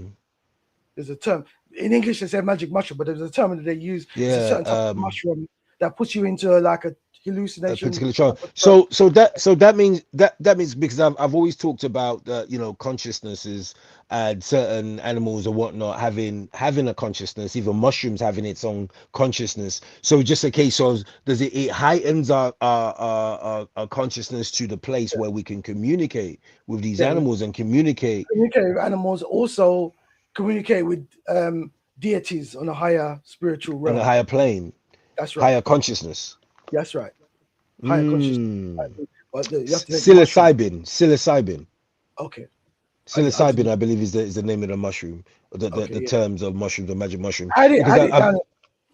Because I've always heard that there's a particular mosque, I think in Morocco or whatnot, that must have also been either painted under the influence of psilocybin, under the influence of magic mushroom, because of the blue color of certain inscriptions of the inside of this mosque in either Marrakesh, I believe, or somewhere in Morocco or Marrakesh. So this is quite interesting that there is a communication type thing. Have you ever been under the influence of magic mushroom too? No. I'll get my insight from obviously when I'm asleep, and stuff just comes to me. Stuff just comes to me like eureka. Because that psilocybin, or at least the secretion of the psilocybin, or DMT. Yes, DMT. The secretion of DMT is where that information comes from. Yeah, but this is for priests. Absolutely. Yeah, only the priests are supposed to take that, or those that are initiated. Those that are initiated, they're supposed to take it. Not just anybody's supposed to just take it. Absolutely. So according to Igbo, the first like religious structure or temple is the bush. That's why when they want to speak to the it's all in the bush. That's the first mosque, the first church. Now it's the bush. Now this is that's when you're closer to God, in the bush. Yeah, but see that this is another thing. This is another thing where when you talk about the bush, it just brings to mind where they talk about marijuana, the bush being the gateway. That's okay. Yeah, marijuana is another way to open up certain levels of consciousness. Because it being the bush And the gateway, they call it the gateway drug, but I think they call it the gateway drug for negative reasons. But They do it for next. I wonder if it's the gateway in terms of when you talk about Babalegua, Baba, Yes. issue Babalegua, where his thing was whenever you saw him, he would have a pipe or Okay. weed. Uh-huh. So he was the gateway. So him being the gateway or the person that you need to speak to before you can get through to any of our orishas, Yeah. Bush, there is a correlation there for Yeah, me. definitely, I definitely. Yeah, can't definitely. necessarily put it into words, but there Yeah. is a correlation and a connection with Babalegua, the bush, and Because getting and everything that you need is in the bush. yeah, because it's a plant, isn't it? So if we Absolutely. if we take the English word out of the equation, the Mm. weed is a plant. Yeah, The plant is from it's a nature, bush. and when you go to the bush, you're amongst plants. So Exactly. to be in nature would be with plant life. Absolutely. You're in connection. You're in tune with nature when you with plant life, and we're So supposed to eat, what about consume plants. veganism on that level? Yeah, we're supposed to consume plants. That's what we're supposed to. Our digestive Absolutely. system and our Absolutely. digestive tract, our teeth is all designed to be For herbivore. plants. Yeah, Yeah. we're not supposed to eat meat. So Yeah. when we're fruits and veg is our original food. So when you're in tune, you're not supposed to be eating meat. There's a theory that when you eat meat, you cut yourself off from God because you're consuming the flesh of your fellow creation. Yeah. And tapped into another consciousness in a sense. That's right. A lower. You go into a lower vibration consciousness. When you eat meat, you're a lower vibration. You want to connect to a higher vibration. You consume plants, and you that's why when they go to speak to the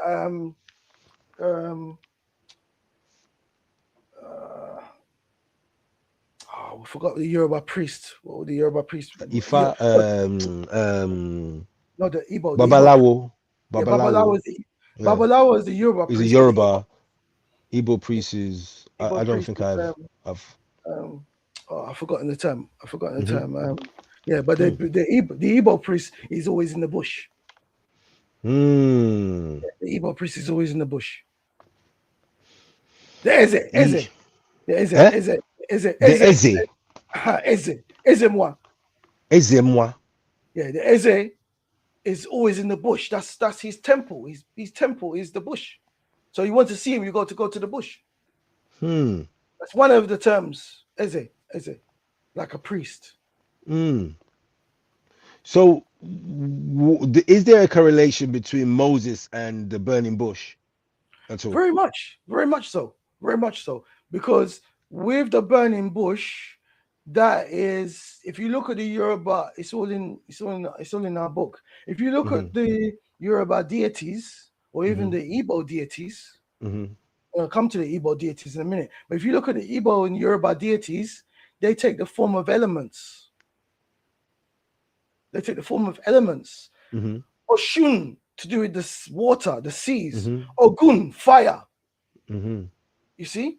So they take elemental. Fire, is that metal and metal. Ogun is metal. Sorry, Ogun is metal. Yeah. But Shango is fire. Shango is lightning. That's fire. Lightning is a form of lightning. Is a pure form of fire, electricity. Absolutely. So fire, electricity is the same. Of course. Right. So sorry. Thanks for correcting me. So Ogun is metal. Shango is fire. Lightning, fire. Fire. Yeah. They take always to do with elements. So when Moses is talking to that burning bush, that's two elements. That's the plant, bush, and then the fire. That's two elements. That's two elements. He's going back to the plant, the tree, or the bush, and then also the fire. That's an angel that he's talking to, according to the Hebrew tradition. He's talking to an angel in the form of a burning bush. That takes you back to the elements. That takes you back to Yoruba. Yeah. Spirituality, because our gods always come in the form of elemental forces. Yeah. Earth, wind, fire. And fire, yeah. Yeah. Water, Earth, wind, fire. yeah. Earth, wind, fire, water. Earth, wind, fire, and water. That's the primary elements, the four primary elements. And then you can find, I should have got the book with me. So you can find our deities manifest. In fact, let me get the book. Yeah. I love that. I can name them, and they also have their counterparts in Kemet as well. Really? Okay. If you look at, sorry, I'll come.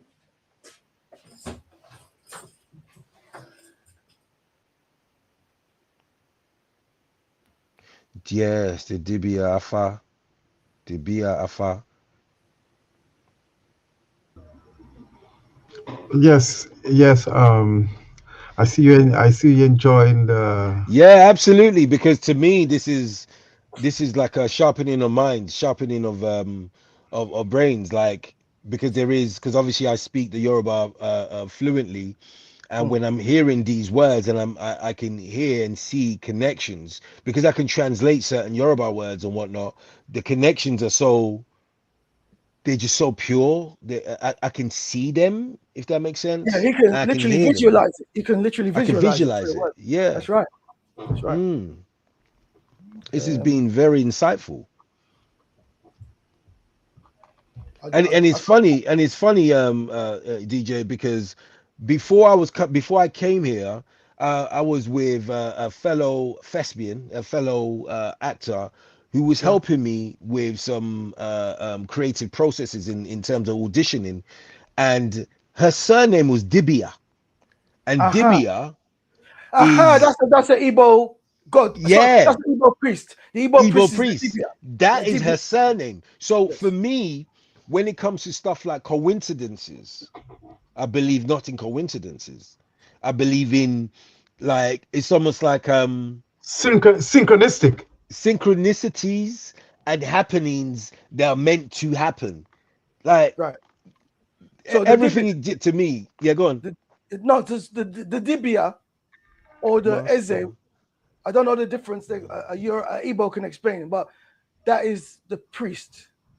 Yes. Dibia is someone that communicates with the gods. Priest, Again, diviner, healer, diviner. spiritual That's right, diviner. specialists. Yeah, because it's all divination. It's all divination, Of course. and I think the Igbo leans more towards animism.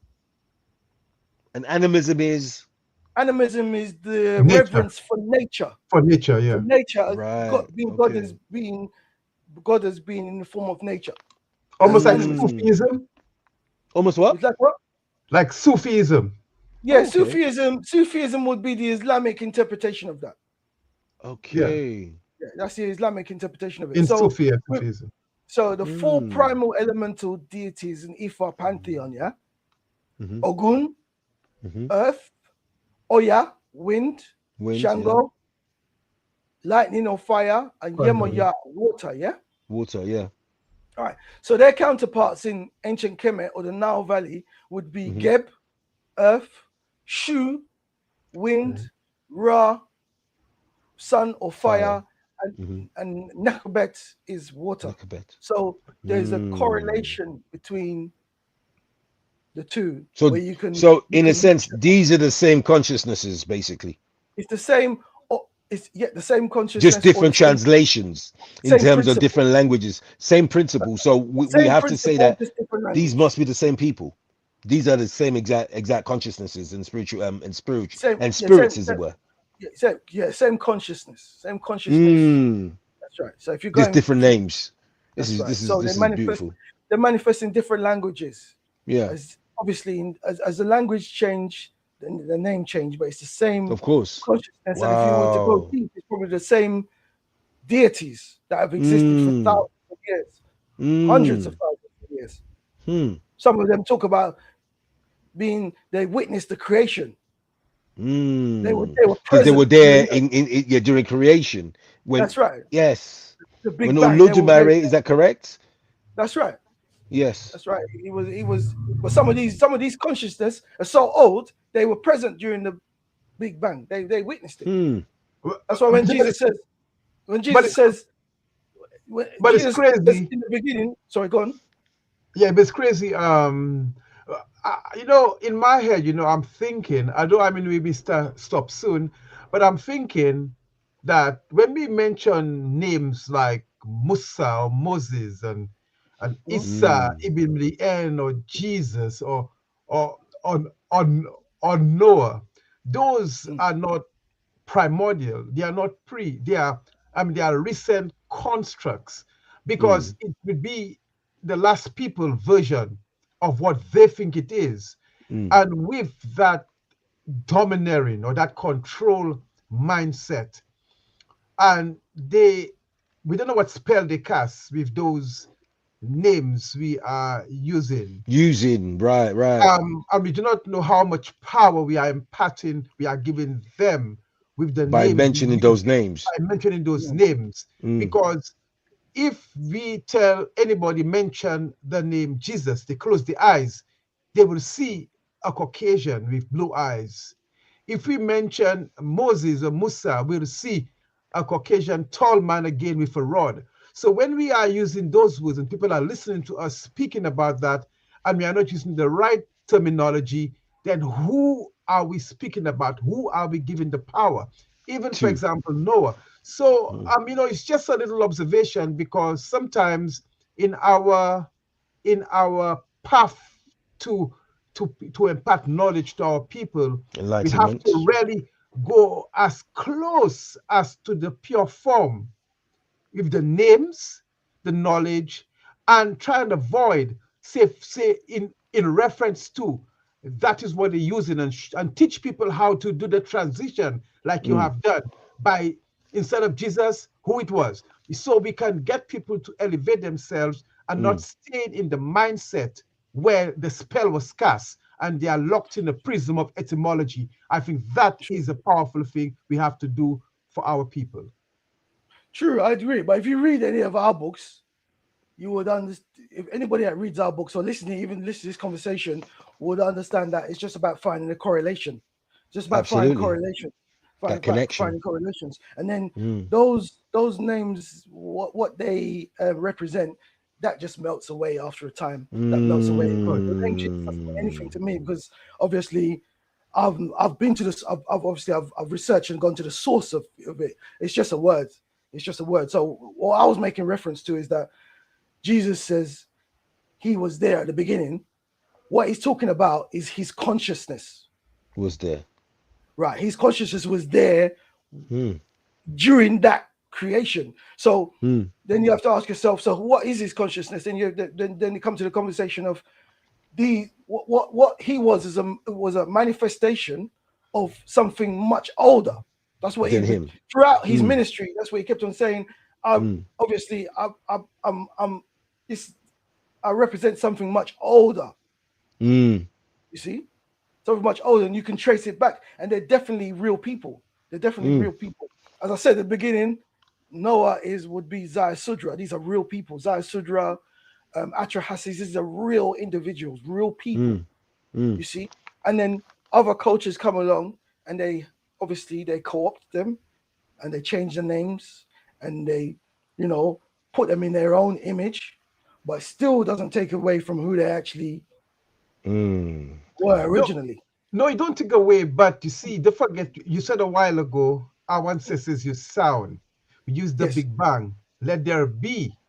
Yes. And because we are not are the progenitors of creating the language, then what happened is we're using it, and like you said a while ago, we have to always show the the comparisons, so that the family could see, but connection. To make the connection, to elevate themselves, from what the prison that they put in. So if we're talking about Jesus,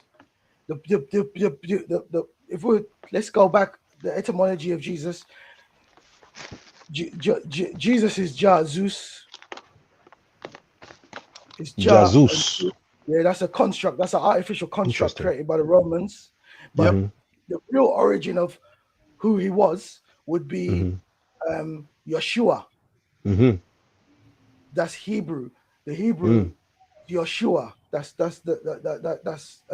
within that manifestation of 2,000 years ago. That's Yeshua in the Hebrew tongue. It doesn't mean anything to us, because obviously we predate all of that. But that was just for the Christians. Any Christians listening, when he's talking about a certain thing, that's what he's talking about, of being there in the beginning. It's not just him, it's about consciousness, which all goes back to the one. Because you have to go back to everything coalesces and goes back to the one. From the So when one we're talking comes about many. consciousness, so when we're talking all about all this consciousness, are we stating almost in the fact that all consciousnesses, because all the consciousness goes back to one, then we were all there at the beginning That's right. in consciousness. Beautiful. We were all there because our soul is immortal. So our soul is just a small portion of a larger whole. Of the larger whole of consciousness. That's right. That's why in the Bible it says, I am in the all and the all is in me. So it'd be a drop Alpha and of Omega. water. That's right. A drop of water from the ocean. Connect to all the waters of the planet. It's all connected. It's all connected. Yes. Soul. And good. And that's why when you say Jesus was there, all of us are that Christ. That's right. All of us. Christ consciousness. Right. All of us are the Christ. Our consciousness is there. All of our consciousness.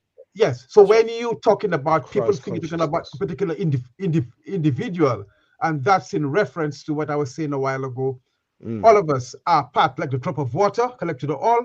All of us are the same, connect to the all. Yeah, so but all of us are he obviously he's a reference point. Obviously, he's a reference point to just so that people can understand understand at least. If you see in obviously the Master Teacher's books, he shows a correlation between different schools, different religions, and ties everything in together where all matches. It should all match. So there's different reasons why we do different things, but because obviously his consciousness in Kemet is Haru. Yeah. Yes, of course. H-E-R-U. Yes. Yeah, Christ. Right. Yes. Haru. Yeah, that's right. Yeah. Well, almost nice 2 conversation. I love this. Like I think at some point in time we have to revisit this. We have to revisit, brother, because I could see Oluwarotimi. And DJ DSL really seems to have that connection way back. So it's a nice build, and I am really, very grateful. The brother come there, he came strong, and we build. All of us come together. It's DNA. It's DNA because it's recognizable DNA. Yes. Yeah. Because for lack of a better word, we're cousins.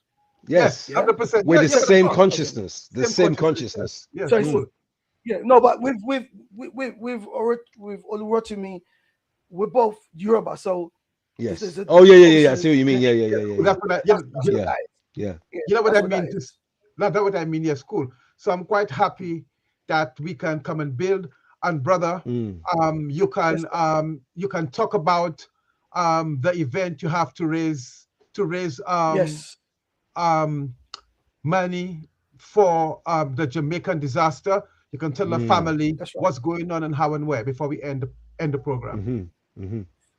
Fabulous. I appreciate that. So we've got an event coming up at the end of the month, because as I said, obviously at the beginning, our work is through music and entertainment.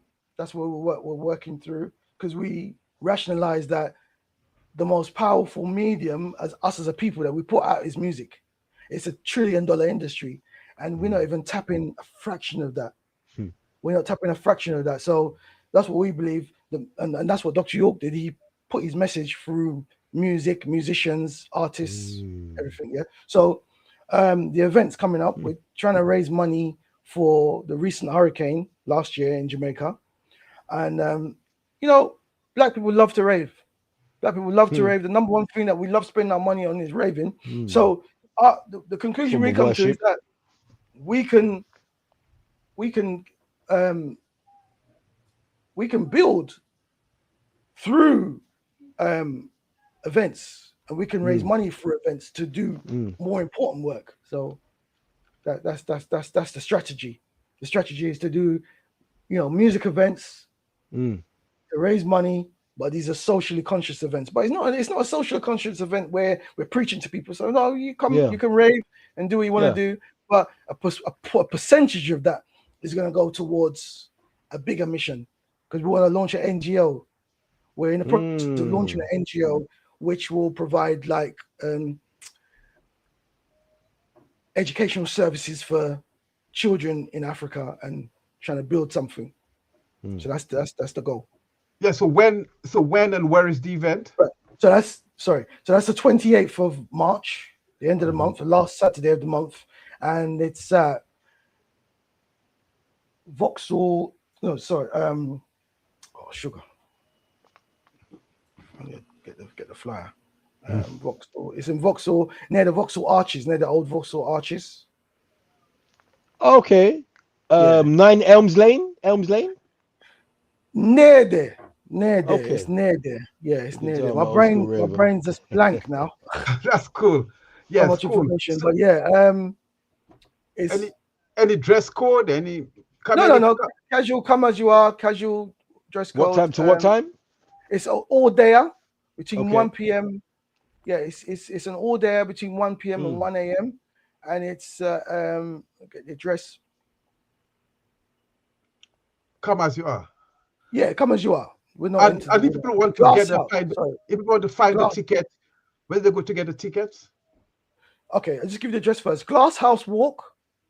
Okay. It's Glass House Walk, Vauxhall SE11.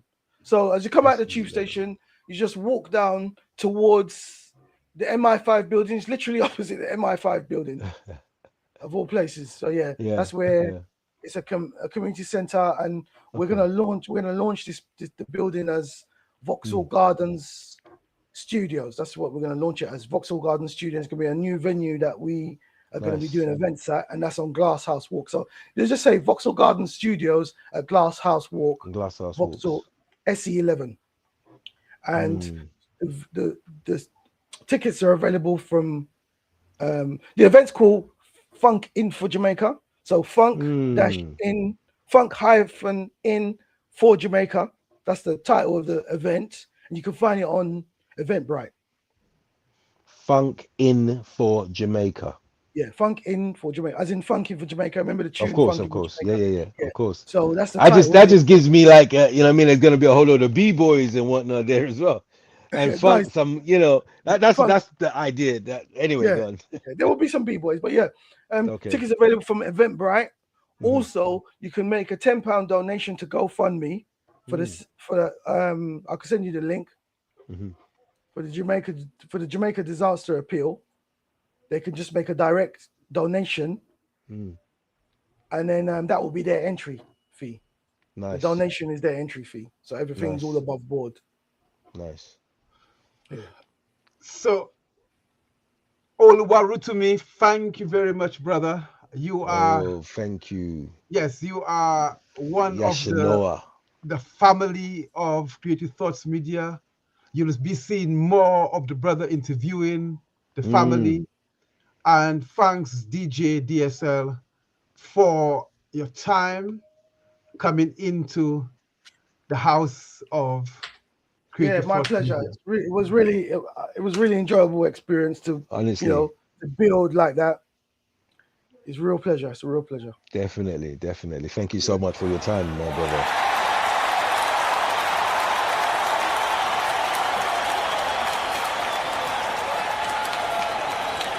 I thought I heard applause and clapping. It's like the ancestors are clapping for us. Yes. Yeah. Oh man. Thanks amazing. very much. Thank you so much, man. So I've left the link. I've left the link. Yes, the link. Yes, cool. Yes. Okay, thank you very much. Yeah. Thank you. Okay, goodbye. Bless. Everybody have a great evening. Take care. Peace. Peace. Yes. Bye.